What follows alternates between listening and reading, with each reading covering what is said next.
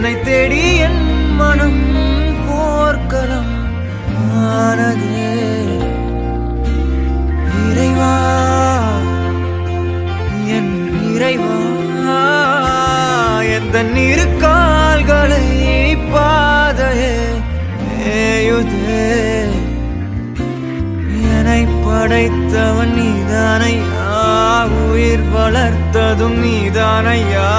என்னை சபித்தவன் நீதானையா, உயிர் எரித்தால் தாங்காதையா.